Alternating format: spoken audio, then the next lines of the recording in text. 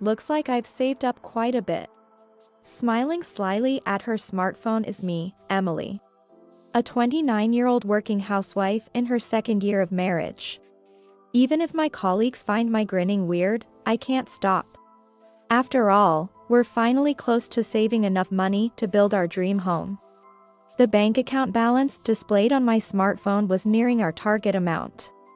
My husband, Mark, whom I married after an office romance, and I don't have children yet. We've always thought about having children after building our home. Honestly, I wanted to enjoy being single a bit longer, but Mark, who was in his mid-30s and older than me, really wanted to get married when I was 27. Working in the same company as my husband, though in different departments, can be awkward. However, I know my salary would decrease if I changed jobs. So, I've kept working, enduring, and now we're just a step away from buying our home. It's been a long journey. No particular problems between me and my husband. Work is going well, savings are on track. Living an ordinary marriage, working an ordinary job, and buying an ordinary home.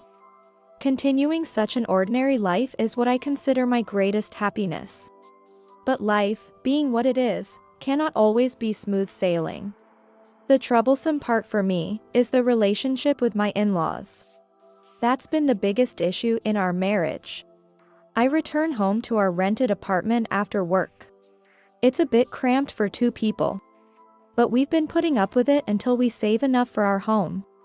The moment I open the front door and hear the sound of a woman's voice, my fatigue instantly increases. Sigh. They're here again today. I sigh heavily in my heart. I'm home. Oh, welcome back. You're late, aren't you? The response to my arrival wasn't from my husband, Mark, but my mother-in-law. Sitting heavily on the couch installed in the cramped apartment was my mother-in-law. Good evening, mother-in-law. Do you always come back this late? My in-laws live just 3 train stations away. Not far, but uncomfortably close. Because of this proximity, my mother-in-law frequently makes her way to our home without a second thought about the distance. Coming back this late, what about Mark's dinner? It's always the same. Without a word of sympathy for my late return due to work, my mother-in-law only has complaints. I'm sorry, work was really busy, I'll prepare something right away. Even though you work at the same company? Mark has been home for ages. Emily, aren't you inefficient? Even though we work for the same company, what Mark and I do is completely different. Mark's department hardly has any overtime. In exchange, they get paid less. My department is crucial to the company, with many important projects that can't be finished without working overtime. In exchange, our salaries are the highest in the company. I wish Mark would explain this, but perhaps his pride gets in the way. And he never says anything. Right now, he's just quietly sipping his tea. Since we both work, I think it's only fair that Mark does some of the housework. But he steadfastly does nothing. Shopping, laundry, cleaning, bathing, and preparing meals all fall to me. When I come back from work, he's either watching TV or playing on his smartphone. My mother-in-law, unaware of this, comes over to make snide remarks again today. Never mind, Mark and I have already had dinner. We had some delicious steak. I wanted to treat Mark to something nice for a change, so I paid for it. Oh? You already ate? Yes, we went to a wonderful steak restaurant. It wasn't a fancy place, but quite good. Hearing the name of the steak restaurant almost made me jump. It's known for being upscale. Surprised, but acknowledging that it was my mother-in-law who paid, I was about to head to the kitchen to prepare my own dinner when my mother-in-law stopped me. Oh, Emily. I feel a bit awkward asking, but could you do me a favor? I had a bad feeling about this. I'm a bit tight on money this month, could you lend me some? There it was. My mother-in-law frequently asks for money like this. But wait, Didn't she just go out for expensive steaky? And didn't she also claim to be tight on money last month? Begging until I reluctantly gave her $300? And it's been the same story before that, and before that. I wanted to retort, aren't you being inefficient, but I managed to hold back, forcing a strained smile. I'm sorry, but we're actually tight on money this month too. Your parents are in trouble, and you're not going to do anything to help? What a cold-hearted daughter-in-law. Who's the cold-hearted one here? Your son, who leaves all the housework to me and goes out to eat steak with you. Seems much colder to me. Finally, my husband, Mark, spoke up for the first time. Emily is always so stingy. My mom is in trouble, you know? You should help out a bit. Is it really that tight this month? Never mind. Look, Mom, I'll help you out. With a sigh, Mark took out his wallet and handed my mother-in-law $500. Oh, Mark is such a kind and wonderful son. I'm so proud of him. Unlike Emily. Stunned into silence. I could only watch as my mother-in-law glared at me before heading towards the entrance. Just when I thought she was leaving and felt a sense of relief, she turned back to glare at me again. Mark, if you ever want to divorce this wife who squanders your salary, you can always come back home, you know? Yeah. I'll think about it.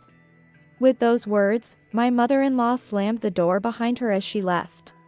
What do you mean by that? Turning around, Mark was already lying on the sofa with his smartphone in hand. I confronted him.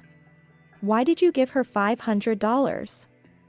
If we have that kind of money to spare, it should go towards our household expenses.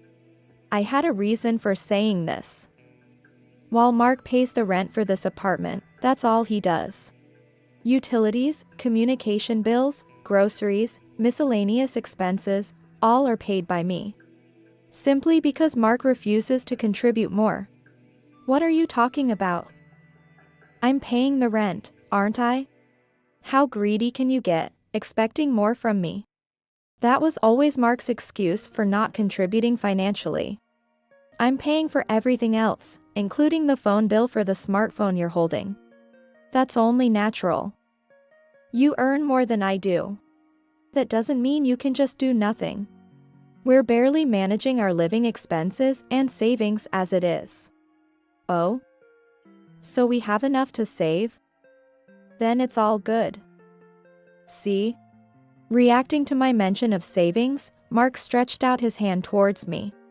What's with that hand? After giving Mom $500, I'm a bit short. Give me some spending money. What? Don't joke around. Despite keeping almost all of his salary for himself, except for the rent, Mark always claims to be short on cash every month. Until now, I've reluctantly given him money, citing men's social obligations. But I wasn't going to hand it over so easily today. If I give you money, it's the same as giving it to your mother. Why should I pay for your and your mother's steak?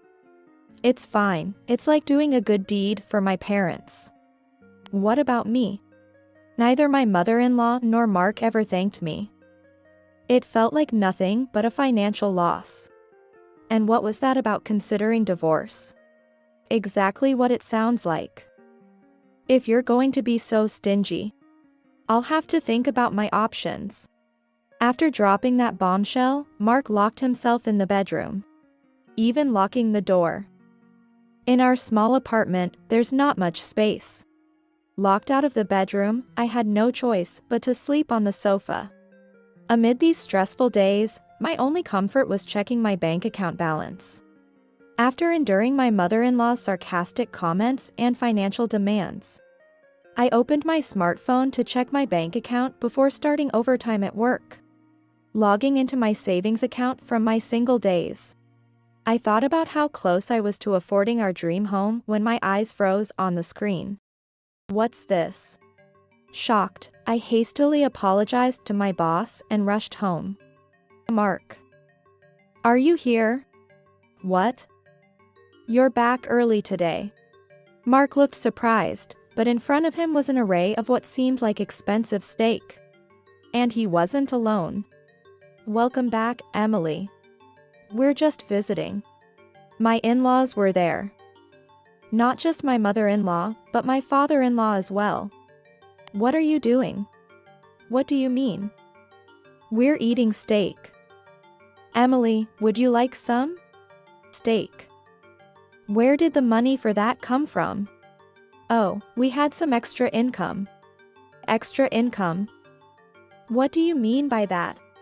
As I pressed for answers, Mark and my in-laws seemed taken aback. Seizing Mark by the collar as if to prevent him from escaping, he reluctantly handed something over to me. It was the bank book for the account I had checked online earlier. Flipping it open, I was speechless at the transaction history. What is this? How did you withdraw this money? Well, I thought maybe this was the PIN, and it worked. It worked isn't the point. How could you just withdraw money from someone else's account?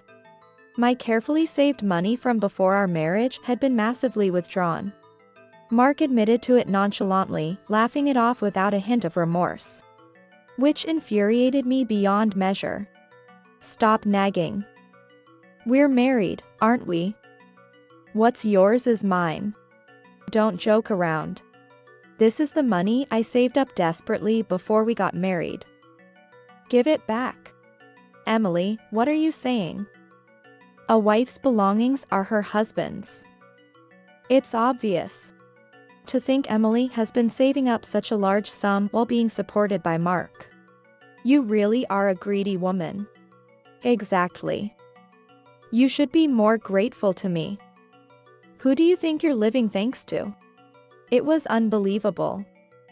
There was not a single person on my side in this situation. Don't joke around. This is no different than theft. Give it back. Hey, who do you think is joking here? Mark seemed taken aback by the accusation of theft, his irritation apparent.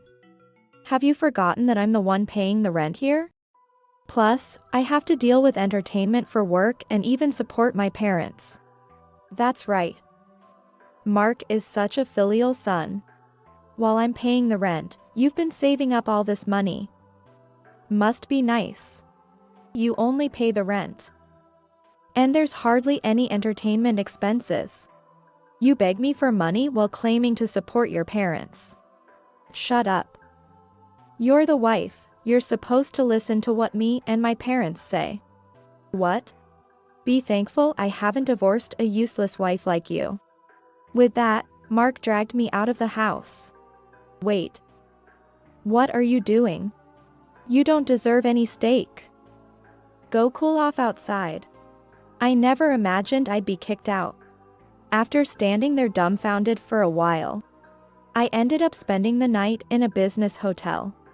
When I returned home the next day, only Mark was there. Relieved that my in-laws were gone, Mark suddenly presented a piece of paper to me. It was a divorce form, already filled out by him. What's this? Listen, if you complain about anything from now on, it's divorce. If you don't want to divorce, then just quietly follow what I say.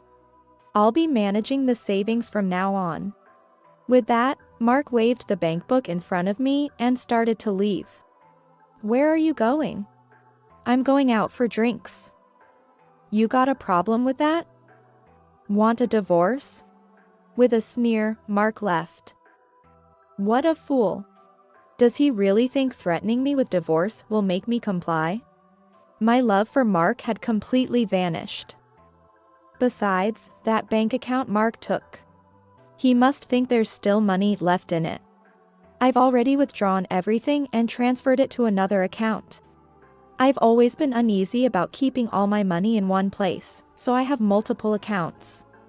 The account Mark got his hands on was just one of them. I filled out my part of the divorce papers left by Mark. Such a fool, Mark. Leaving the signed divorce papers as if it was a threat was actually what I wanted. Holding the divorce papers, I quickly packed my things and left the house. After spending another night in a business hotel the next day, I took the day off work and submitted the divorce papers as soon as the office opened. Then I headed straight to a real estate agent. Actually, while at the business hotel last night, I had found a property that caught my eye. A new single-family home close to the station, perfect for commuting. It was almost love at first sight. The exterior and interior were almost exactly what I wanted. I decided to buy the house right after viewing it. Things were hectic after that. Staying in a business hotel for the move would be too expensive. So I stayed with a friend after explaining my situation while preparing for the move. I had to start from scratch with furniture and handle various procedures. I was so busy I completely forgot about my ex-husband and former in-laws. Hey, Emily. So, I was startled when Mark showed up in my department one day. Oh right, we work for the same company. As Mark called out to me loudly, drawing everyone's gaze, he walked up to me without any concern. Why aren't you answering your phone? I just thought it wasn't necessary. I remembered Mark had been calling nonstop. It was annoying and I was busy, so I ignored it. You withdrew money from the account on your own, didn't you? Stop messing around. Why haven't you come back home? Do you really want to get divorced? Oh, it's fine. We're already divorced. And that money in the account was mine. I can do whatever I want with it. It seems he still thinks the word divorce is a threat. My nonchalant response left Mark looking utterly dumbfounded. What a silly face he's making. It's laughable. What? Divorce you? You prepared it for me after all. I just submitted it gratefully. What? I won't accept this. Whether you accept it or not, the divorce is finalized. Oh, and I've already informed the company and completed the procedures. You might have some paperwork to do too, so make sure to report it to your boss. With that, I returned my gaze to my computer as if the conversation was over. I'm busy. Divorce. Where are you living now, leaving your stuff at the house? I took what I needed. I'm fine. I've bought new stuff and am living comfortably. So where are you living? That's none of your concern. It's a matter of privacy. Could you please not pry into other people's business? After that, Mark fell silent. Feeling out of place under the gaze of my colleagues and bosses, Mark silently left the department. My colleagues sympathized, saying how tough it must be for me. The comfort of my new home was unparalleled. The scent of a new house is irreplaceable, and it's spacious and comfortable to live in. But since I had just moved in, there were still many things I needed. Today, some appliances I ordered online were supposed to arrive. That's when the doorbell rang. Oh, they're here, I thought as I opened the door. I regretted it immediately. I cursed myself for not checking the intercom first. Standing there was mother-in-law. Technically, my former mother-in-law, but I blurted it out in surprise. There she was, standing right there. Right behind her was my father-in-law. And behind them, Mark was standing. It's been a while, Emily. We're coming in. Wait, what? Ignoring my protests, my former mother-in-law marched into the house, looking around as if appraising the place. Not bad for a property. Oh, this furniture is nice too. Move it to my room, will you? There's also a guest room. Nice, then this will be our room. Excuse me. What's with these curtains? Terrible taste. I'll choose new ones for you, so give me the money. The garden is quite spacious too. Maybe I'll start a vegetable garden. What are these people talking about? Confused, I turned to Mark. Mark, what is this? Be happy, Emily. Just as I was about to demand an explanation, my former mother-in-law interrupted me. She had a triumphant look on her face. It's not much of a house, but it's an acceptable gift to your parents. If it were a two-family home, we'd move in. What? Of course, you, as the daughter-in-law, will do all the household chores. We'll let you off with giving us a monthly allowance of $1,000. What? I'm not sure what I was being told. Were they aliens? I couldn't understand and just tilted my head in confusion. You mean, as the daughter-in-law? I'm actually single now, you know? What? The former mother-in-law looked shocked. I was just as surprised. Mark hadn't told them? I don't accept it. Mark may shout, but the divorce is final. We are complete strangers now. Saying that turned my former mother-in-law's face pale. What do you mean? You're abandoning your parents? My parents live in the countryside. I was thinking of calling them over soon. Don't joke. This house is ours. No, it's mine, actually. What is this person talking about? This is my house, bought with my saved money and in my name. Then where are we supposed to live? I don't know, and it's not my problem. Apparently, they had sold their house, already finalizing the contract. They planned to live a comfortable life in this house with the money from selling their house and the money they expected to get from me. What a terrifying plan. I won't accept this no matter what. My former mother-in-law kept saying this. But it doesn't matter whether she accepts it or not. We're complete strangers now, and this house is mine. I don't accept, I absolutely won't accept. In her anger, my former mother-in-law actually tore down the curtains. Hey, what are you doing? This. Such bad taste is unnecessary. Since this is my house, I'll do as I please.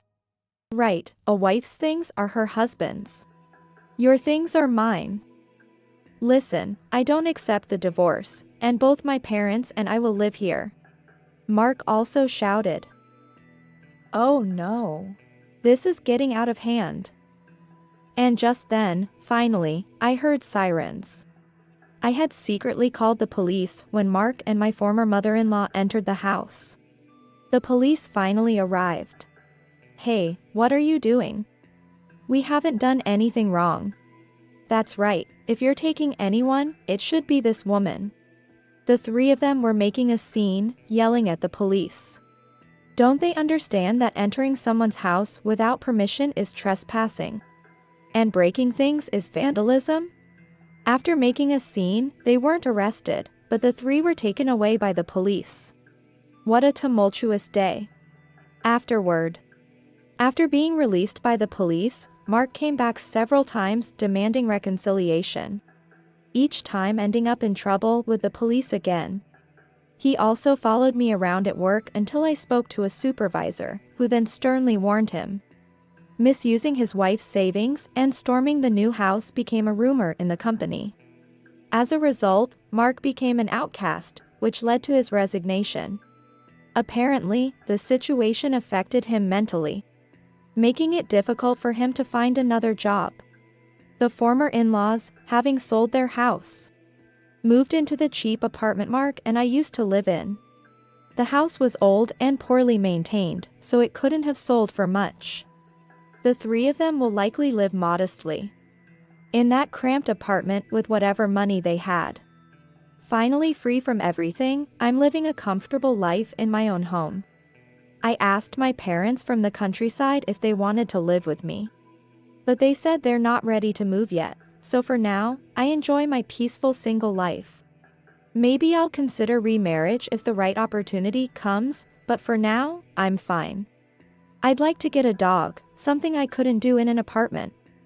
I also want to try gardening and host home parties with friends.